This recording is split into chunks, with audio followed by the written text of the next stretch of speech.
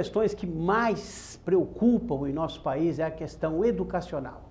As escolas estão pedindo socorro, os professores estão pedindo socorro, os alunos precisam aprender mais. Estamos despejando uma horda de alunos em universidades que sequer conseguem interpretar um texto de 4 linhas. Alguma coisa está errada. Quando sai uma pesquisa do IDEB e mostra que apenas 11% daquilo que sai do governo central chega à sala de aula, alguma coisa muito grave está acontecendo. Não se forma um país se nós não tivermos alunos aprendendo, educação de qualidade, gente se formando, gente se preparando para enfrentar o mercado de trabalho, para desenvolver toda uma filosofia de vida. Nós precisamos estar atentos a essa questão. A educação é coisa séria. Nós acabamos de ter um ministro da educação que durou 2 meses, 2 meses e meio. Será que a escolha foi correta? Quando se escolhe para ministro de educação alguém que havia dito há pouco tempo atrás que professor não é para ganhar dinheiro, se quiser ganhar dinheiro vai fazer outra coisa. Será que a escolha estava correta? Agora, um filósofo vai tomar conta da educação. Por que não? Alguém que realmente entenda. A última pessoa que ocupou o Ministério da Educação com sabedoria, qualidade e preparo foi Cristóvão Buarque no governo Lula, que foi demitido por telefone. Por que não gostam de educação nesse país? Pense nisso. Esse é o programa Jonas Grebe. Para você entrar em contato conosco, jonasgrebe@ig.com.br, no Facebook, Facebook/Do Jeito do Jonas.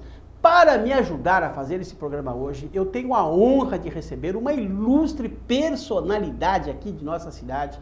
Apesar de nossas diferenças ideológicas, é uma pessoa que eu respeito como advogado, como cidadão e como político, porque tem muito a acrescentar à nossa sociedade. Por isso eu agradeço muito a sua presença aqui, doutor Sidney Aranha. Muito obrigado, Jonas. É um prazer estar aqui no seu programa. Quando eu estou em casa e posso, eu acompanho.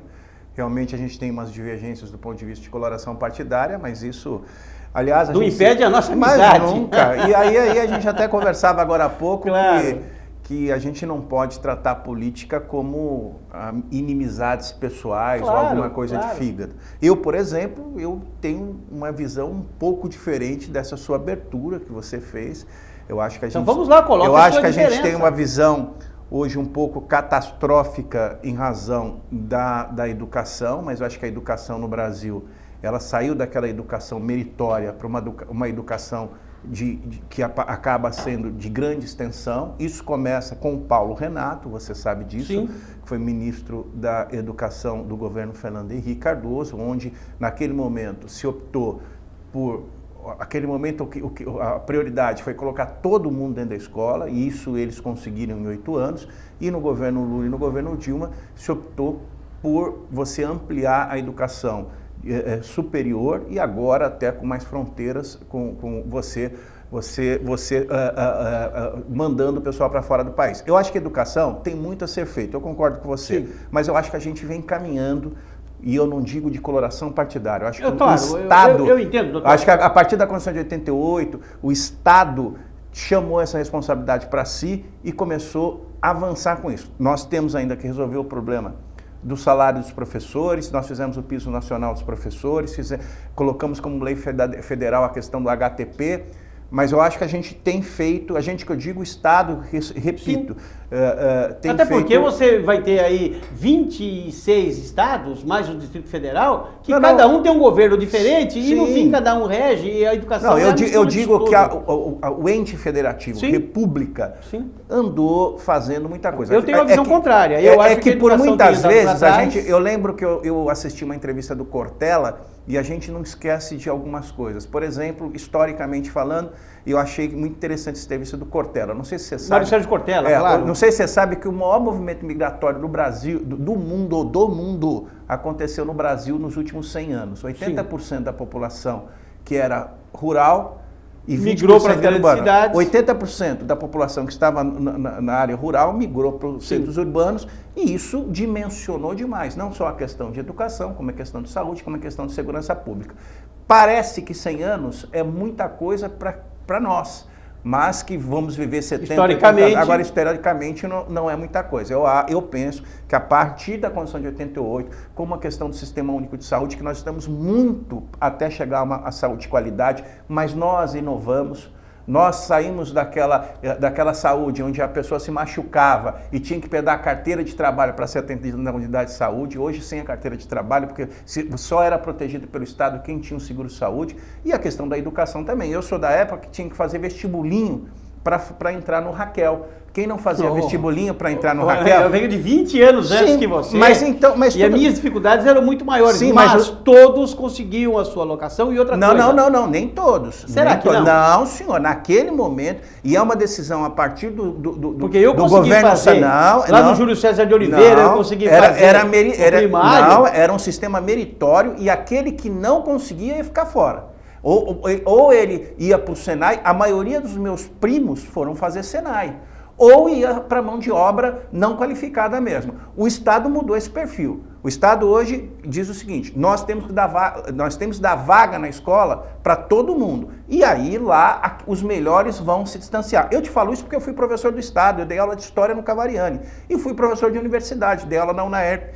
Sei que muitos alunos chegam por vezes lá, sem ter aquele conhecimento que a gente espera. E isso acontece normalmente, por incrível que pareça, com os alunos mais velhos, que é aquele que deixou de estudar e ficou muito tempo fora e volta a estudar. Eles têm maior dificuldade do que aquele que é muito jovem. Tem muito a se fazer da educação, mas eu ao contrário da sua opinião, que respeito, claro, eu reconheço os avanços históricos do ente federativo, República Federativa do Brasil. Eu estudei o ensino primário no final da década de 50, sim, não foi agora. Ninguém foi mais pobre que eu sou filho de um fugitivo de guerra, meu pai foi judeu da Alemanha do Hitler, eu já disse isso aqui várias vezes. Então ninguém foi mais pobre do que a gente, nós tínhamos lá 4 paredes de madeira e comia quando era possível, meu pai tinha medo até de sair na rua, não tinha documento, enfim, isso é uma história longa. E eu consegui entrar no Júlio César de Oliveira com toda a molecada que morava naquele pedaço de chão ali, nós conseguimos depois fazer o tal do vestibulinho, entrar no ginásio lá no Alexandre von Humboldt, conseguimos formar lá no ginásio. Que eu acho... E a minha garotada toda estudava, muitos desviaram, uns acabaram no crime, outros acabaram... A droga não, porque naquela época a droga não era como é hoje, era muito mais difícil ter acesso. Mas nós tínhamos oportunidade. Agora, eu também quero dizer, além dentro disso que você colocou, até te dando razão, que eram muito menos gente há 60 anos atrás do que é hoje. Hoje, uma escola supria uma vila, um bairro todo. Hoje, 4 escolas no mesmo lugar não suprem. Mas era o sistema meritório. Você tinha lá 20 vagas para 1000 alunos. Quem fosse os melhores, colocava naquelas 20 vagas, ou 100 vagas, eu estou dando aleatoriamente. O resto ia ter que trabalhar de peão. Hoje não é assim. Eu não tenho essa visão, porque as pessoas que estão não é que não tem essa visão. Aliás, se você citou o Cristóvão Buarque, o Cristóvão Buarque é o grande pai disso também, de dar escola a todos. Esse foi o mote do governo federal nos últimos 20 anos. Se isso está com qualidade ou não, eu posso até discutir com você, mas que os 2 governos, Fernando Henrique, Lula, os 3 governos, Fernando Henrique, Lula e Dilma, aliás, se comprometeram nas metas do milênio, que foi pactuado com a ONU em 2000. E aí, esse movimento inicial, pode ser que nós vamos morrer e não vamos resultado disso, mas isso é para gerações futuras mesmo. Hoje eu estava pegando para vir aqui discutir com você, que para discutir com você eu tenho que me preparar, eu estava pegando o IBGE, o censo de 2010, para você ver o aumento significativo de matrículas escolares, por exemplo, no Guarujá. A população do Guarujá, ao longo dos anos, independente de governo... Eu já tinha 20 anos quando cantava 90 milhões em ação, lá na Copa do Mundo, e hoje... Eu já tinha mais de 20 anos, e hoje já se canta 200 milhões em ação. A gente pode discutir na questão da questão da educação, que a gente pode discutir se a progressão continuada ela é interessante ou não. Isso a gente pode discutir o método, mas a gente não pode discutir hoje a forma, que é dar vaga a todos. Hoje, nós conseguimos colocar na LDB como ensino obrigatório a questão da creche. Antigamente não era. Não, assim, não existia. Hoje, começávamos com 7 anos no ensino primário. Hoje, a merenda escolar, que aliás poucas pessoas lembram que é um projeto do governo militar, e eu não estou aqui defendendo o governo militar, mas a merenda escolar começa durante a Revolução de 60, o golpe de 64, a partir de 67. Começa obrigatoriamente ter comida nas escolas por conta de um gesto do governo militar. Até os militares que eram arbitrários, eles também entenderam isso. Isso é uma dinâmica que começou no governo militar, isso tem que ser dado a eles, quem tem que dar de César o que é de César, continuou com o Collor, continuou com o Sarney, com o Itamar, com o Fernando Henrique, com o Lula e com a Dilma.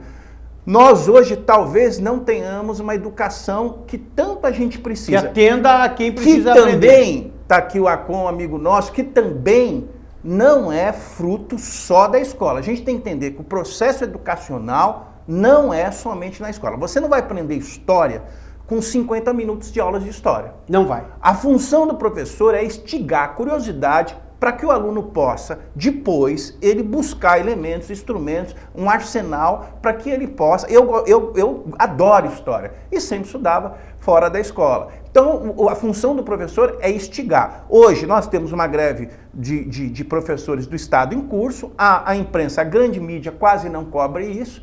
Eu acho que nós temos um sucateamento da educação em âmbito estadual nos últimos anos do governo do PSDB, mas nós não vamos discutir coloração política aqui. Eu não posso deixar de reconhecer que o governo Fernando Henrique contribuiu para que o aumento das vagas na escola, e o governo Dilma e o governo Lula continuaram com isso e hoje investem no ProUni, no FIES, que são programas de grande sucesso. Então, eu discordo um pouco quando a gente pinta esse quadro caótico da educação no Brasil. Eu tenho...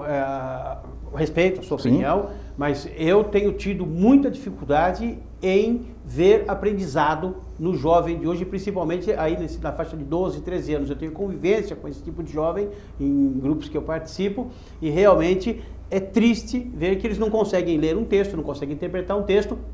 E quando você conversa com o jovem, ele começa a dizer de várias atividades que ele tem na escola, mas ele não tem o principal, que é aprender o básico, né? Aprender, por exemplo, a caligrafia, como nós aprendíamos, aprender a formar as sílabas, formar as palavras, a formar os textos. Não conhecem as 4 operações básicas, né, da aritmética, somar, dividir, subtrair, multiplicar, não conseguem. Então, existe uma dificuldade e eu entendo, sinceramente, Sidney, que nós temos caminhado para trás nesse quesito. Agora, você tem que reconhecer que aumentou muito a população do mundo, né, do Brasil principalmente, aumentou muito a população, que, uma coisa que eu disse no começo do meu comentário, que o recurso é suficiente, mas ele sai e para pelo caminho, porque você tem toda uma cadeia de direção disso, e essa verba acaba não chegando na ponta como ela deveria chegar, pelo menos é uma visão. Nós vamos a um breve intervalo comercial, daqui a pouquinho nós voltamos do jeito do Jonas.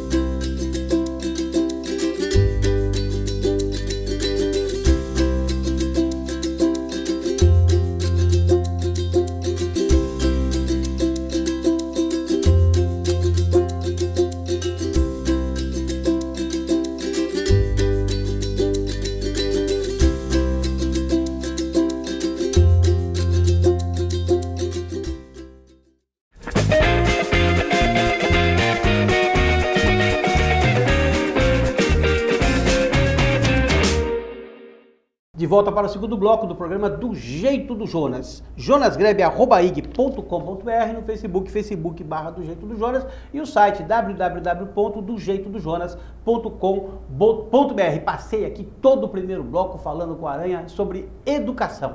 O Aranha fala bem sobre educação, fala sobre direito, ele que é um brilhante advogado aqui da cidade, e também fala de política.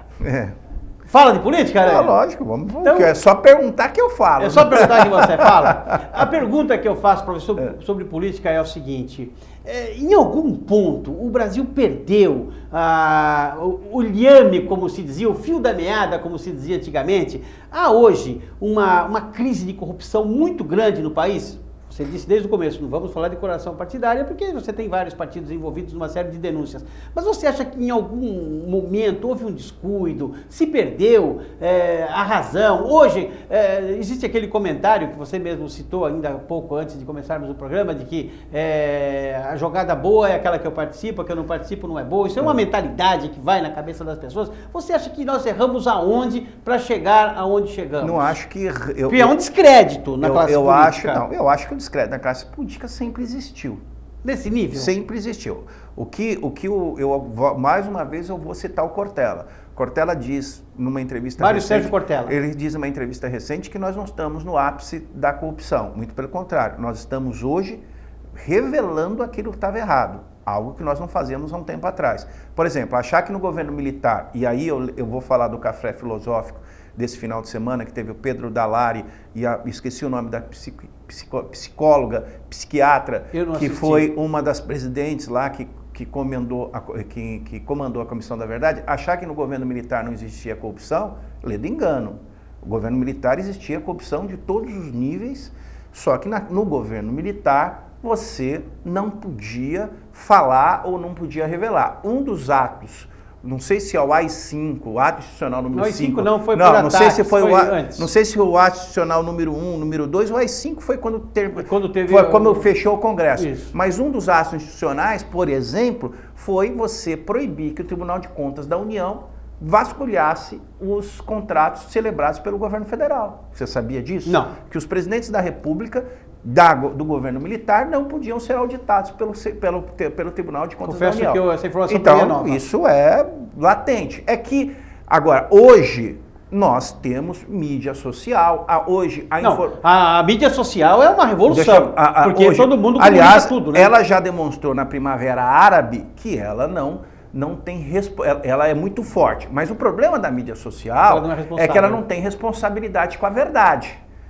Algo que é mentira, ele é divulgado muito rapidamente e pode trazer consequências. Seria a superposição do telefone sem fio? Aliás, o Guarujá foi alvo, esqueci o nome dele, de um grande pensador polonês, que não é o Bauman, um grande filósofo polonês, fez um artigo recentemente sobre o caso da menina do Morrinho, que foi a menina que foi morta por conta de uma divulgação irresponsável na rede social. E não digo que era daquele site, não. Eu digo que as pessoas, e aí você falou da brincadeira do telefone sem fio. Acabaram fazendo isso. Superposição do telefone sem fio. Eu acho que primeiro a gente tem que entender que é corrupção, que nem você falou. Eu vejo que para muitos manifestantes contaminados por ódio, corrupção é a sacanagem que eu não participo. Eu vou te falar francamente, olhando para essa câmera aqui, que você sabe que eu não tenho papas na língua em algumas questões. Por exemplo, no dia da manifestação 15 de março, que eu passei de carro em frente, ali do lado do shopping La Plage, onde as pessoas estavam se manifestando, eu vi ali pelo menos 5 ou 6 pessoas que são réus em ações populares minhas que foram condenados por ato de corrupção, de ato de improbidade administrativa, administrativa e corrupção profunda, e tem aí milhões de reais para devolver aos cofres públicos. Estavam na manifestação anticorrupção. Então, para essas pessoas, dá para entender que corrupção para elas é a sacanagem que eu não participo. Eu acho que o Brasil hoje está passando, de certa forma, está demonstrando que a democracia no Brasil se consolidou. Porque essa tensão entre executivo, legislativo, e acho que essa inoperância do judiciário, porque o judiciário está dormindo em berço esplêndido em alguns assuntos, em outros ele é muito ágil. Acho que o Ministério Público está a dever para a população brasileira. Eu acho que essa tensão, com esse marasmo do Ministério Público e do Poder Judiciário, demonstra que nós estamos em plena democracia. Acho que a corrupção existiu em todos os governos, e não sou eu que vou dizer assim, mas na época do Fernando Henrique se roubava mais. Eu acho que todos os governos nós tivemos alto índice de corrupção. Acho que neste momento nós estamos apurando mais.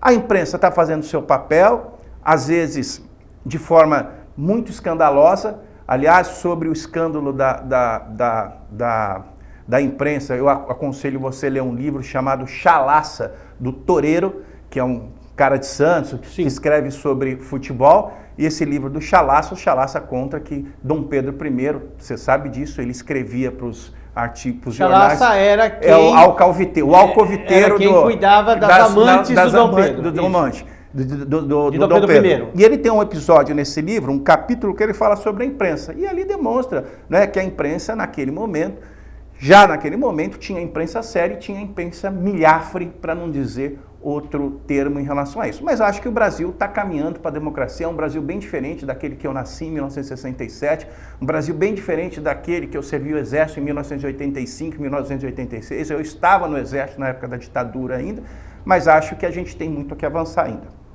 Você então entende que sempre existiu e agora se apura mais? Eu acho que apura mais. A autonomia da Polícia Federal foi conquistada no governo Lula. Não, a autonomia da... Não é verdade. Uma lei que deu ampla... A Polícia Federal não é uma polícia de governo, a polícia de Estado. A lei que fez o plano de carreira e deu ampla autonomia para a Polícia Federal, que o ministro da Justiça não pode interferir em nada da Polícia Federal, aconteceu no governo Lula. Queira as pessoas falar ou não. Antigamente era... Aranha, eu só queria fazer uma colocação que é o seguinte, Rui Falcão veio à mídia há 2 ou 3 dias atrás... Não, ele foi sexta-feira passada, segunda passada. 3 dias atrás, dizer, ou pouco mais ou pouco menos, dizer que as pessoas do partido precisam levantar a cabeça, encarar o problema de frente. Então ele está tendo uma visão diferente do que realmente acontece, porque a impressão que deu é que ele está fazendo meia-culpa, dizendo, ó, temos que levantar a cabeça e ir para cima. Mas todos os partidos do Brasil têm que ser refundados. Esse sistema de presidencialismo de coalizão não está dando certo só para o PT. Ele não está dando certo só para o PT, ele não deu certo para o PSDB. Aliás, a delação a relação do Janot tinha mais político do PP do que do PT. E de novo, agora no HSBC, de novo, mais político do PP do que do PT. Partido Popular, então, quer dizer, a gente não pode fazer a denúncia seletiva. Por exemplo, eu acho que o que a gente tinha que discutir muito mais no Brasil é o seguinte: nós paralisamos o Brasil em 2013, uma das questões da PEC 37. Sim. Nós não podemos permitir que, por exemplo, que os políticos não sejam investigados pelo Ministério Público. Aquilo era uma mentira, porque a PEC 37 nunca disse isso, eu e você sabemos disso, mas a imprensa jogou sujo ali. E aí nós continuamos dando ampla autonomia para o Ministério Público. Eu pergunto para você, o que o Ministério Público fez, por exemplo, paulista, em relação às denúncias do Transalão? Eu vou te dar um exemplo, uma denúncia aqui no Guarujá, que há 1 ano e meio está em pauta, é a denúncia da merenda escolar, teve que a Câmara falar alguma coisa porque o Ministério Público não investiga. Pior do que o político corrupto, de 4 em 4 anos ele passa pelo crivo popular, pior que isso é um promotor leniente, um promotor indolente, um promotor preguiçoso. Ou um juiz preguiçoso. Deixa o processo em casa durante 2 ou 3 anos. Porque eles têm a vitaliciedade, eles vão ser mal intencionados pela vida inteira. A Folha de São Paulo, a semana passada, pela primeira vez na sua história, faz um editorial criticando os desembargadores do Tribunal de Justiça de São Paulo, que naquele caso do Barro Munhoz. Você sabe disso, claro, acompanhei que eles ficaram com um processo, segurando um processo, um baita de um tempo, para os processos prescreverem na questão do Barro Munhoz. Nós estamos falando de São Paulo. Você imagina em estados menores, quando são muito menos fiscalizados, acontecem coisas do... Estado de São Paulo, de quinta-feira passada. Estado de São Paulo, de quinta-feira passada, 3 desembargadores do Tribunal de Justiça de São Paulo, inclusive um ex-presidente, estão envolvidos com contas na Suíça. Sim, eu li. Com contas na Suíça. Então, aquilo que eu falo para você, a gente tem que discutir a corrupção? Tem, mas não é só dos políticos, a gente tem que discutir a corrupção do sistema. Da sociedade. Porque nós também somos corruptos quando nós aceitamos que cada eleição no Guarujá, nós temos um exército de gente de boca de urna. Porque boca de urna não é vender voto. É crime. Se é crime vender... porque faz. Então, qual a diferença?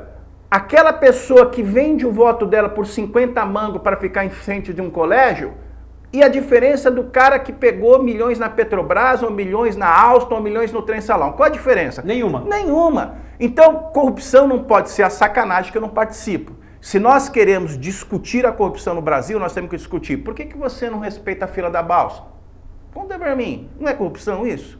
Por que você não respeita a vaga do deficiente? Do idoso, do deficiente? Conta do idoso ou do deficiente. Isso não é corrupção? Quando você falou aqui de educação, quando você vai na escola cobrar da professora, por que seu filho não tirou uma nota boa, sem ao certo você saber se seu filho sabe aprender ou não, isso não é algo perverso e corrupto? Corrupção não é pegar dinheiro dos cofres públicos e colocar no bolso. Corrupção é você, de forma imoral ou amoral, tentar ter uma vantagem ilícita para você. Essa é a essência da corrupção.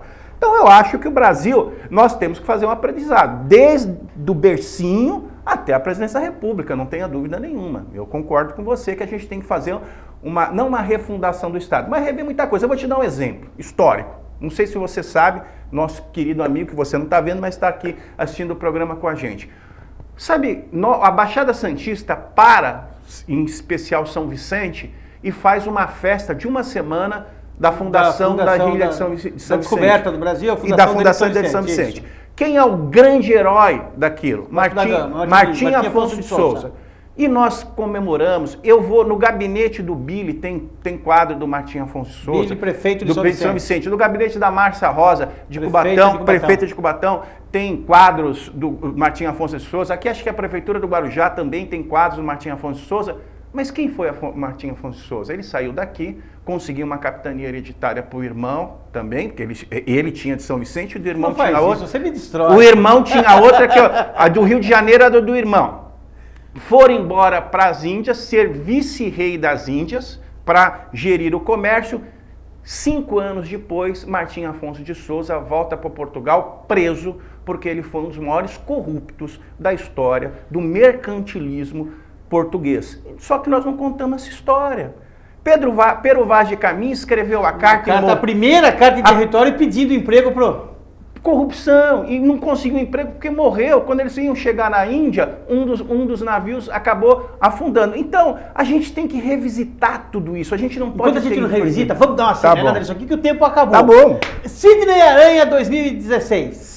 Eu apresentei meu nome para o meu partido, apresentei não, acho que isso é muito piegas. Eu estou pedindo para ser candidato, esse negócio, não, o povo foi lá na minha casa me chamar para ser candidato.